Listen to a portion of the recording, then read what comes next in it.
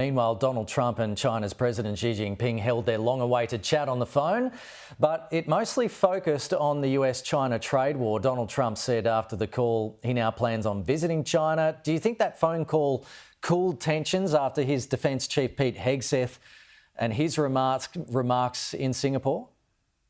Not at all. I mean, I think that no matter what the Trump administration says to China, or for that matter, no matter what we in Australia say to China, China has its own strategic agenda, which includes ultimately imposing unification on Taiwan against the wishes of the Taiwanese people, if necessary, through military force.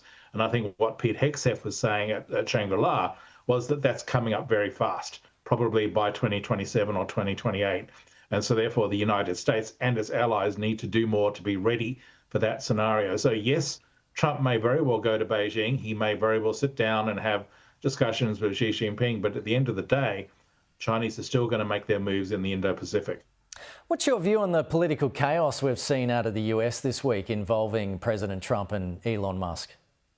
It's not helpful. I think that it was probably inevitable because you have two alpha males that are determined to essentially promote their own perspectives. I think my main concern is that this doesn't go on for too long, that they do reconcile at some point and allow the United States to focus on the very severe challenges that are ahead. I do sympathize with Musk's perspective on the so-called Big Beautiful Bill, because it will dramatically add to the US deficit and national debt.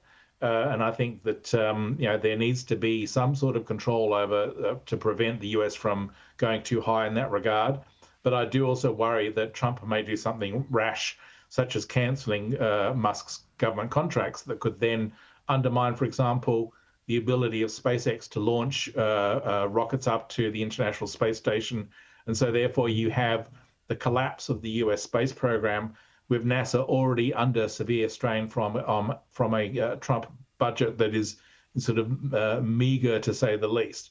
So I do think that there are serious problems ahead for both Trump and Musk, that they need to work together rather than bickering in public. Yeah, and billions of dollars on the line as well. Malcolm Davis, appreciate your time today. Enjoy the rest of your weekend. Thank you.